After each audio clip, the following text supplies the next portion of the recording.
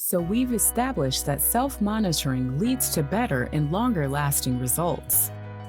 We've looked at the most useful physiological measurements and blood tests. Is there anything else we could monitor? Of course there is.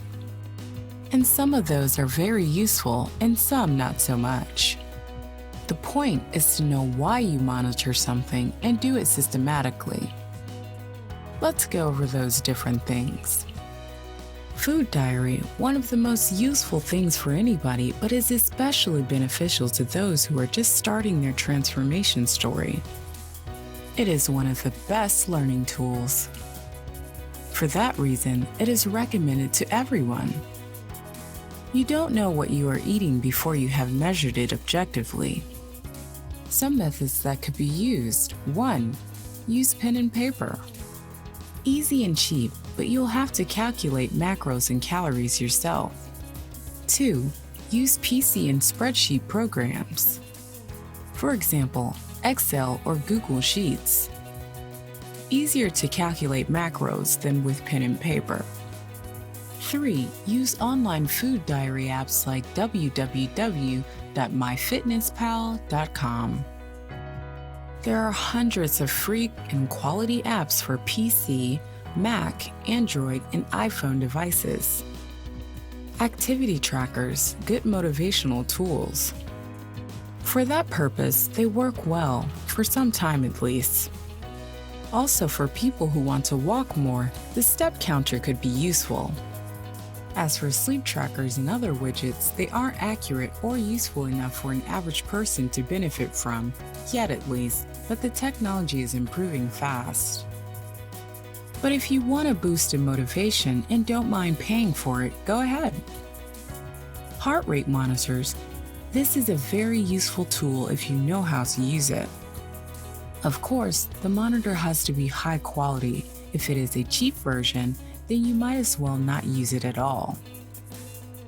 What do you do with your heart rate data? First off, getting to know how your heart rate acts in different situations is a very good thing to know.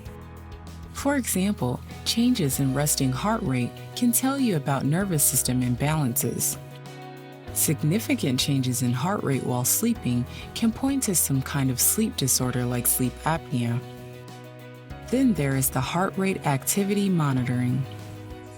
This one comes in very handy when doing aerobic exercises and also monitoring your aerobic improvement over time.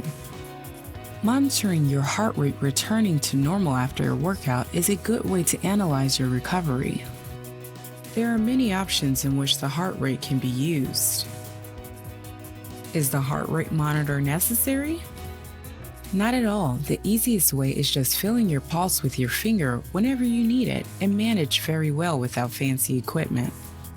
Sleep diary, useful for almost everybody to do at least once in their lifetime. Take a week or two and write down at what time did you go to bed? How fast did you fall asleep? How many times did you wake up and how long did it take to fall asleep again? At what time did you wake or get up? That night's sleep quality from 1 to 10. Energy levels in the morning from 1 to 10. Any other things that might have affected sleep, or how did sleep affect your day? You might find interesting things about your sleep and little things to improve it. Training diary. This is a must-have tool for anyone who wants to systematically improve their physical performance. Whether it is aerobic exercise length, heart rate, lifted weights, or steps taken that day, writing them down is the only way to monitor your performance objectively. You might think you will, but you won't remember those numbers 2 to 3 months from now. I think you are getting the point. You could monitor anything. What you should focus on are the things that are your specific challenges and goals.